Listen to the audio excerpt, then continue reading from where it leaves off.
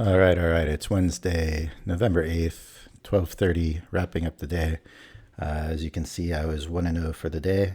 $288 on my PA accounts combined, trading two of my PA accounts, and 480 on my evaluations combined, just trading two evaluations for now. And this is where I'm documenting my trading journey using Apex Trader funding. I've got a total of five PA accounts, two evaluations, trading two of the PA accounts, like I said. And my whole current short-term goal is to get to my first payout. These are the first five PA accounts I've ever had, first prop firm I've ever traded with. Only prop firm I trade with is Apex. They are offering a 71% discount as of today using this code for anyone that might be interested in using a code. And if you don't use mine, use somebody's. I don't really recommend, honestly, to pay for 71% discounts. They run 80 and 90% discounts all the time, and I'm sure there will be one that comes back in the next couple weeks or less. And I would wait for at least an 80% discount before I buy any. I actually meant to pick up a couple for 90% yesterday, and I just forgot. So I'm going to stick with the two evaluations I currently have. They're in good shape, plenty of drawdown, and like I said, my main focus is getting to a payout for the first time on hopefully number 3 and number 5. I'm up 380 on number 3, but I'm still within $400 of the trailing drawdown. Because I almost had it at the qualifying amount of, you need 26,600 to qualify, and I was at like 26,300 or 400, something like that. So I was really close to a payout. Used up all my trailing drawdown when I ran into some losses a couple weeks ago, and keeping it alive barely, and just trying to hopefully build it back up. And the number 5 account here has a full trailing drawdown of 1,500. So, and you can see that over here. The other thing about my channel is I do show all of my accounts, all of my balances, all of my P&Ls, and I show it every day. And I'll never take a trade that isn't recorded. I'll never, do anything that I don't show on my YouTube channel. So everyone can follow my journey, as well as I keep all of my stats over here in the left corner. And so you can see all of my stats for my personal strategy is the Nlts strategy. This is a strategy that I'm working on and developing, and it's very new. It's essentially the 9th week I've been trading it, the 8th week here on YouTube. And so these are my stats using this strategy. I have the indicator that I use for that strategy just to the left of this chart that I don't show on YouTube, but I show my trades on YouTube on this chart. And then I'm also drawing Pat's channels, price action trading system. So to keep my eye on what the context is of the market. That's something new for me in the past couple of weeks. I had quit trading Pats a little over 2 months ago for my new Nlts system. And now I kind of decided that I'm going to use the context of drawing the channels and the ranges to keep me out of hopefully bad trades using my Nlts system. So it's just one more filter I use. And since I'm doing that, I might as well trade some Pats setups as well when I see them. And that's what I did today. So I'm now 41-11, overall 79%. I didn't take any trades on my Nlts strategy today. And I took one trade on the PAT strategy, which I've only been trading, I believe, only this week, if I remember correctly. Maybe I took one last week. I don't remember. So I'm now 3-1 on PAT strategy on YouTube. And the trade I took today was a failed second entry short. So I'm 1-0 on those. And the only one I've lost on was a failed second entry long the other day. So let me get into the chart and let's wrap it up. All right, so I started today at about 640, which was right around here, approximately. And I drew this wide channel. In my mind, I was also kind of aware that there could be kind of a channel like this that I kind of toyed with, or even like this. And I didn't draw it, or maybe I did and I erased it. But once I saw this form and be valid right after I started, I just stuck with this channel right here. So at this point, I wasn't even considering that there was a possible range or anything. I was just simply playing the fact that we had a strong move up in the overnight. And once this channel was confirmed, I was gauging. There was a first entry long, second entry long with a bad signal bar, and I was gauging if there was a first entry short, second entry short. So that was my play here. It just seemed like a perfect setup, and I actually kind of liked that it closed outside of the channel, because then that gave me an extra reason to say, okay, well, we're going up. We have the MAC set up right now, and even though it was an inside bar, it was at 2 key entry points, the trend line as well as the EMA, and I was expecting a retest of the high of this channel, and so I had plenty of room for 8 ticks to get there. You could see my exit was exactly at the top of this, so I liked it for all those reasons. I didn't really feel any need to hesitate. I entered the trade, and it worked out pretty well. There was a little bit of pullback here. I recognized that there was a higher low here, which I was still in the trade. But even if I wasn't still in the trade, there wouldn't have been enough room to this high for me to feel good about taking the higher low here. Even though I did think that possibly there was a measured move up to here, it never reached that. And anyway, so I took this trade, got the ATIC scalp, and this is how I mark it. Failed second entry short, key entry point at the EMA, and there was a slight trend break, and I expected a new high. So that's what I've got laid out here, plus 8 ticks.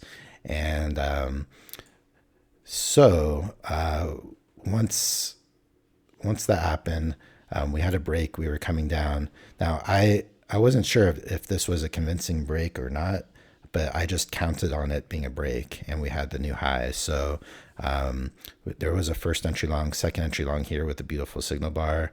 I would have never considered this. I also just don't like taking them underneath that EMA in general. It would have worked for 4 ticks for someone that scalps for 4 ticks. But also there was a failed second entry long. But I also I don't like taking those when they're not kind of like at a known key entry point. So it didn't look like a key entry point to me at the time that was confirmed. And also, just because this wasn't a completely convincing break, I didn't want to just count out the fact that we would retest the high, since I had a measured move higher. And so I just wasn't really looking for a trade here, not knowing what to expect exactly. Then here there was so by here we had a channel down. I actually had a different channel drawn at a certain point. I think I was looking at it like this, so it was a little bit different. And I didn't like where the PB was setting up. That's for this here. There was a PB on this bar, but if you go and look at my live recording of my trading session today, my bars were forming different in this area. And so actually I had totally different bars. And then when I refreshed later in the day, the bars ended up looking like this. So in this scenario, this PB never got triggered with the, I don't know if you call it correct refreshed data. So there wouldn't have been a PB, but when I was watching it live, there was absolutely a PB that did trigger, went 2 ticks below the bar. And I just stayed out of it because the way it looked, it was like right against the bottom trend line. And I just wasn't totally sure. It just didn't feel right. And I wonder if it didn't look right on my indicator as well. It just kind of looked kind of bizarre.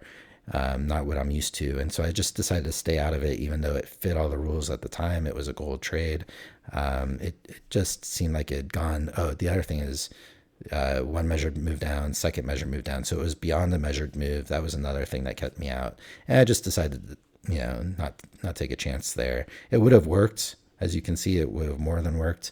But once it was refreshed and I saw that this wasn't even a trade, it's just there's no trade here. So I'm glad I stayed out of it for the reasons I stayed out. I think I did the right thing. And so then at this point, when the market was coming back down here, it was just a chop fest, over an hour and a half in this chop, and then another half hour in this chop, and finally dropped through the bottom. I did draw the opening range once it got down here, and I was talking about how this was like a first entry, or first test, second test, third test. And I was saying in my live recording that I don't like taking these triple tests. I just don't trust them. And if you were going for 4 ticks, you would have got the scalp. But if you're going for 8 ticks like me, it wouldn't have got there. I think it went to 6 ticks at the most at a tie. So you could have got 4 or 5 ticks at best, and then it turned down. So I would have got trapped and lost, because I would have gone for 8 ticks for sure if I was taking a trade like that. So that's why I just don't trust those. So then at a certain point down here, I kind of found the bigger brown channel, and I found it pretty late. It was already, I think prices were already down here somewhere maybe. And so I wasn't really sure if I should consider it an overshoot, or if the channel could have been like this, which looked nice for the midline. So I just kept it in mind. I actually had it like this for quite a while. And then when it was clearly not getting a retest, I moved it back up to where it was an overshoot. So I think that's right. It makes sense. I had first leg down, second leg down, it went beyond it where the overshoot is. And then just wasn't seeing any trades in any of this. Just no setups for either of my strategies I'm trading now. And then finally, as it was working back up and I realized that the brown channel was an overshoot, I found this green channel over here. Before the green channel, there's multiple channels up that kept breaking and then retesting. And I found this blue channel. And the thing with this was I had a measured leg up to go higher. And, I had a confirmation of the blue channel right here. And we had a first entry long, second entry long. It was also from here, a first entry short, second entry short.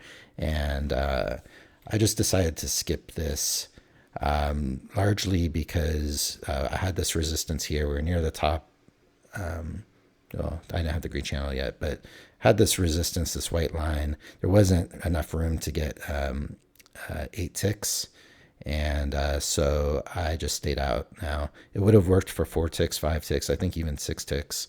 But it wouldn't have worked for 8 ticks. And that's why I stayed out, because I have a hard time just only going for 4. I really like to try to get the 6 or 8. And for anyone that hasn't watched my trading, I have an auto stop. So when it goes to the 8th tick, it moves up to the 6th.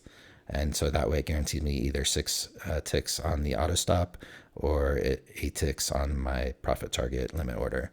So this actually would have not reached that level, and I would have taken a loss if I was going for my normal 8 or 6 ticks. So then down here, it was getting late in the day. I was getting ready to wrap up. We had a first entry short, second entry short, and I decided not to take this because it was stacked up, and again, not enough room to the resistance up here. And I didn't even look to see if this would have worked. The entry would have been 96, and the high here was 97. So no, it only went 4 ticks before you would have got stopped out on that, only to watch it go up ultimately. So that's the live market here. So that's the end of the day, how the day looks. And I'm going to wrap it here, keep it short and sweet. Feeling good about things. I'm going to keep taking Pat's trades if they set up like this, where I feel confident I understand the context. Anywhere where I don't feel confident about context, I'm going to skip Pat's trades, because that's where I usually take my losses if there's any doubt. And I did raise on PA number 5.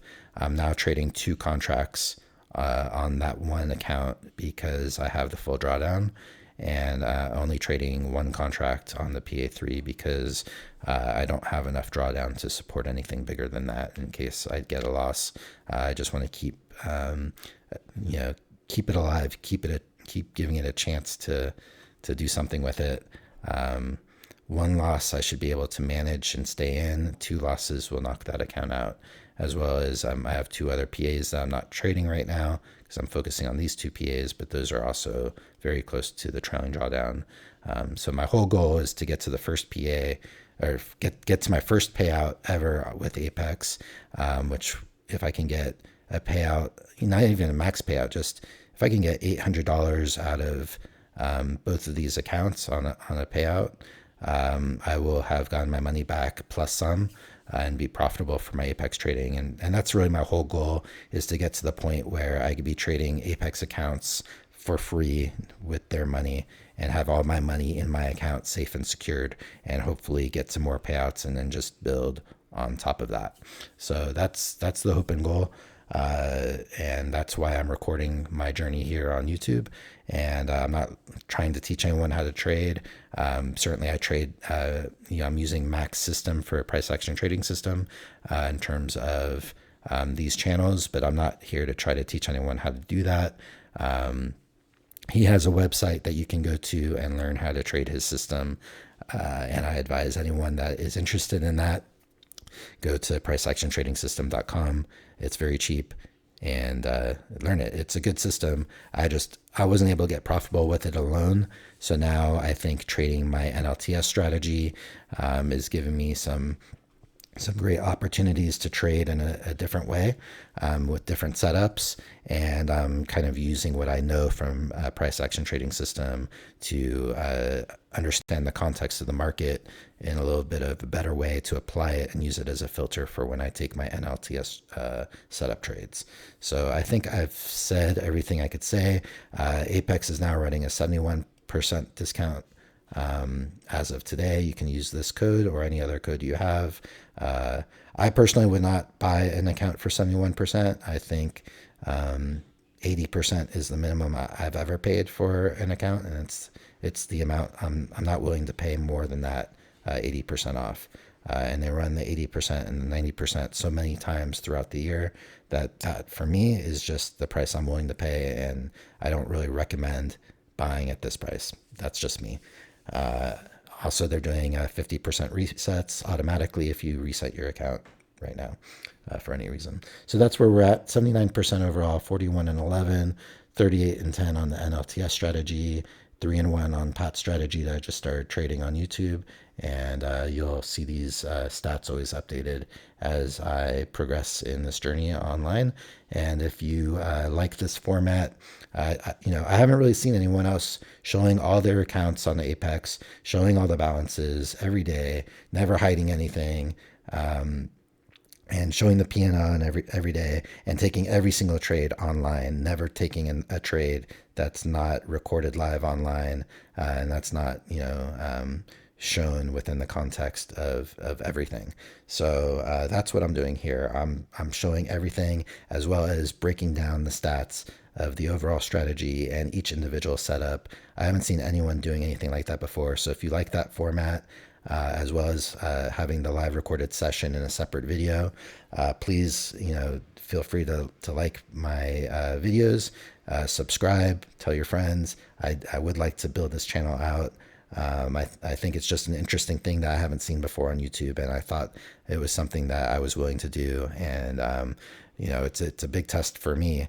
I've been at trading the ES for about 3 years now, so I haven't been profitable yet. I haven't made any money doing this. I'm definitely in debt for my trading on ES at this point, but we're here 8 weeks into my YouTube journey, and I'm hoping that you guys are at the beginning of my journey with my NLTS strategy. And I started these Apex accounts. My very first evaluation, I did one evaluation at the end of March. And since then, I've managed to get these 5 PA accounts. I'm up to my 23rd eval. And the only reason I'm actually even on the 23rd eval is because they keep running these 80 and 90% evaluation discounts. So every time they run a 90% discount and my renewal is 80%, I really just end up canceling the account if I don't have a good drawdown, or if I'm not near passing the evaluation, I just cancel it and get a 90%. And, I'm saving half the price. So I'd say at least half of the accounts, the evaluation accounts I have, are for that reason. And if they didn't run the 90% so often, I'd probably only still be at around 12 or 13 evaluation accounts. So I think I'm doing pretty good overall in terms of, the number of evaluations I've been able to pass. I don't typically pass them in the first month. It usually takes me a month or two for the 5 that I have passed. And, so there's a bit of a game to trading Apex overall and just having a strategy for how you're trading it. I, for me, don't believe in just going all out and getting 20 at one time, because when you're copy trading, if you have bad trades, you take one bad trade, now you have 20 bad trades. So I'm not at that level yet, but I am hoping to build up these accounts over time and get to 20 PA accounts.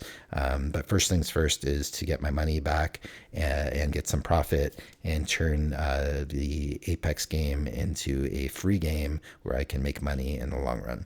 So that's my take on it all, and I think I've covered it all for today, since we're at about 20 minutes, and I will continue on tomorrow. Thanks for checking out the video, and I hope you're enjoying following me on my journey here. Thanks. Bye.